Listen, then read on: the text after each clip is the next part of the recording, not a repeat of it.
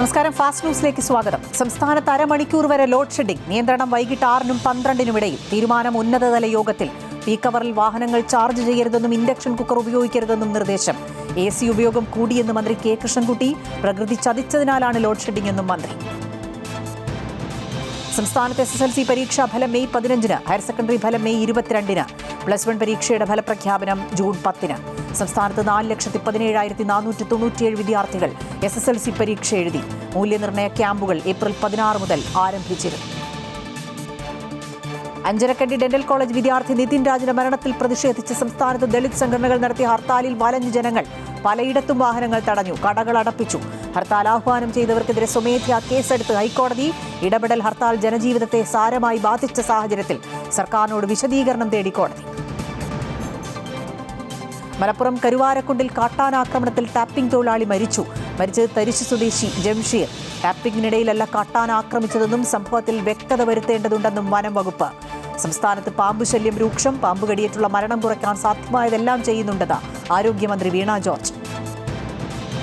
കോൺഗ്രസിൽ മുഖ്യമന്ത്രി പോര് തുടരുന്നു. എറണാകുളം DCC ആസ്ഥാനത്തിനു മുന്നിൽ പ്രതിപക്ഷ നേതാവിനെതിരെ കോൺഗ്രസ് ഫാമിലി എന്ന പേരിൽ ഫ്ലക്സ്. PR വർക്കിന്റെ ബലത്തിൽ രമേശ് ചെന്നിത്തലയെ പോലുള്ള മുതിർന്ന നേതാക്കളെ താറടിച്ച് മുഖ്യമന്ത്രിയാകാനുള്ള മോഹം നടക്കില്ലെന്ന് ഫ്ലക്സിൽ. VD അനുകൂലിച്ച് മലപ്പുറത്ത് വീണ്ടും ഫ്ലെക്സ്.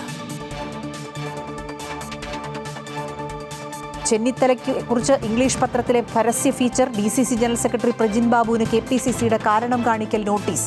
ഫോക്കസ് ഫീച്ചറായി മുഴുവൻ പേജ് പരസ്യം നൽകിയത് പാർട്ടി നിലപാടിന് വിരുദ്ധമെന്ന് വിലയിരുത്തൽ. പ്രജിൻ ബാബുവിൻ്റേത് കടുത്ത അച്ചടക്ക ലംഘനമെന്ന് KPCC. പണം നൽകിയുള്ള ഫീച്ചർ അല്ലെന്നും പാർട്ടിക്ക് വിശദീകരണം നൽകുമെന്നും പ്രജിൻ ബാബു. ഗുജറാത്ത് തദ്ദേശ ഭരണ തെരഞ്ഞെടുപ്പിൽ BJPക്ക് വൻ ജയം. എല്ലാ കോർപ്പറേഷനുകളിലും BJP ഭരണം പിടിച്ചു. സൂറത്തിൽ കഴിഞ്ഞ തവണ നഷ്ടപ്പെട്ട സീറ്റുകൾ തിരിച്ചുപിടിച്ചു. നഗരസഭകളിൽ തിരിച്ചടിയേറ്റ് ആം ആദ്മി പാർട്ടിയും കോൺഗ്രസും. അഹമ്മദാബാദ്, സൂററ്റ്, വഡോദര, രാജ്കോട്ട് എന്നിവിടങ്ങളിൽ BJPക്ക് വ്യക്തമായ ലീഡ്.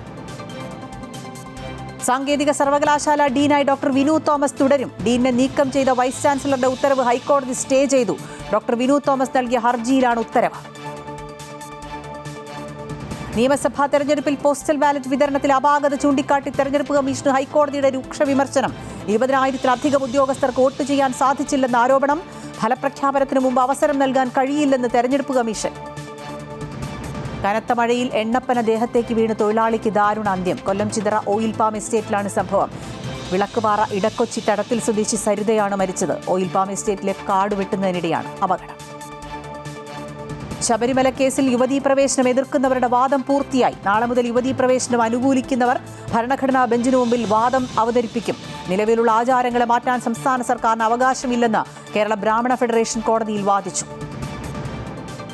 ഫാസ്റ്റ് ന്യൂസ് പൂർണ്ണമാകുന്നു. നമസ്കാരം.